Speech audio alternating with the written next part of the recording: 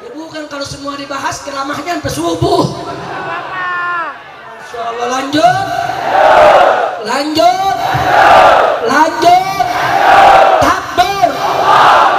Nah, saya tanya sekarang, kembali kepada apa yang kita bahas tadi. Siap tegakkan hukum Allah? Siap tegakkan hukum Al-Quran? Baik, tancapkan baik-baik bahwa ayat suci akan selalu ada di atas ayat konstitusi.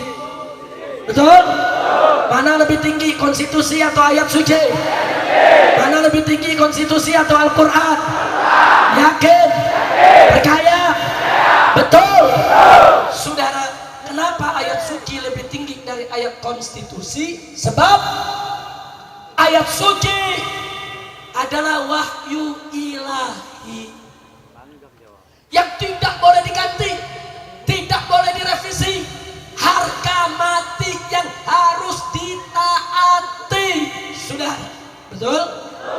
Betul?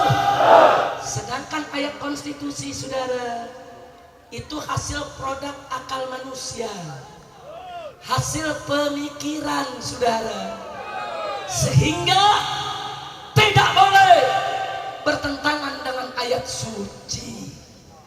Ajaran Islam jelas, manakala konstitusi sejalan dengan ayat suci, tidak bertentangan dengan Al-Quran dan hadis Nabi, tidak bertentangan dengan hukum Allah dan Rasulnya, tidak bertentangan dengan syariat Islam, maka kita sebagai warga negara yang baik wajib tunduk patuh taat kepada konstitusi. Betul?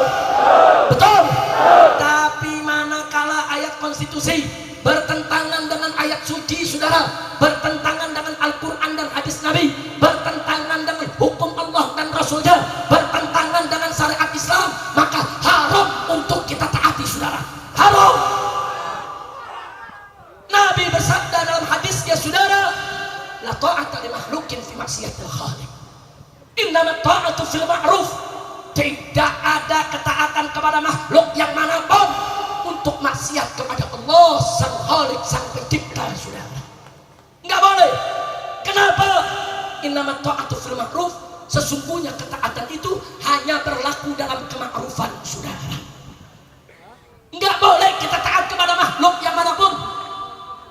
Anak wajib taat kepada kedua orang tuanya selama kedua orang tuanya mengajak taat kepada